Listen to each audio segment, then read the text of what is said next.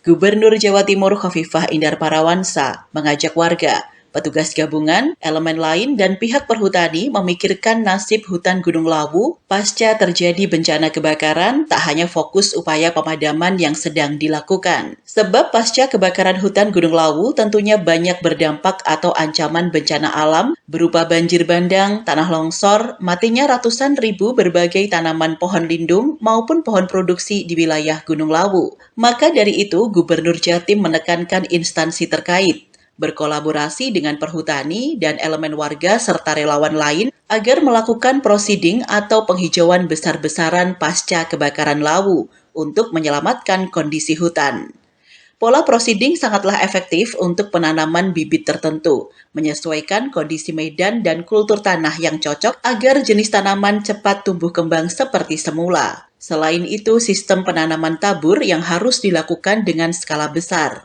Khofifah Indar Parawansa, Gubernur Jatim mengatakan, pencanangan prosiding tak serta-merta dilakukan tanpa adanya asesmen petugas gabungan, agar hasil prosiding atau penghijauan gunung kembali maksimal, demi kelangsungan hidup anak cucu, serta untuk mencegah terjadinya bencana alam berkelanjutan dan jangka panjang. Dan hutan industri ini harus dilakukan proses perlindungan. Jangan sampai kemudian yang hutan industri juga ikut terbakar, ini dampak ekonominya bisa lebih besar, lebih berat. Karena rata-rata gitu kawan-kawan sekalian, saya menyampaikan kalau Lawu ini kalau misalnya nanti ada titik-titik tertentu yang kemudian kita harus melakukan proses penanaman kembali, Pemprov ini sudah 2 kali melakukan aeroseeding. Jadi nanti kalau musim hujan misalnya itu bisa dilakukan aeroseeding dengan titik-titik di mana bibit apa itu nggak sederhana itu.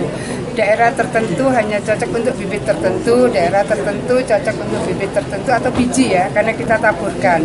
Saya sendiri ikut proses aeroseeding waktu itu. Nah, nanti kita lihat bagaimana proses assessment berikutnya supaya hutan-hutan yang pernah ada, tanaman-tanaman, varian-varian keragaman hayati yang pernah ada, relatif kita bisa melakukan proses recovery bersama atas hasil assessment. Jadi titik mana membutuhkan biji apa supaya sesuai dengan topografi wilayah, topografi daerah, topografi tanah, dan kemudian bibit-bibit itulah yang kita tabur dari udara. Kenapa itu dilakukan? Karena tadi itu keterjalan. Dengan keterjalan tertentu kita memang membutuhkan teknik tertentu untuk bisa kembali menumbuhkan habitat-habitat yang ada di daerah-daerah pegunungan, bahwa daya dukung alam, daya dukung lingkungan kita harus tetap kita maksimalkan untuk kita jaga bersama. Dari Magetan, Jawa Timur, Tim Liputan Pewarta mengabarkan.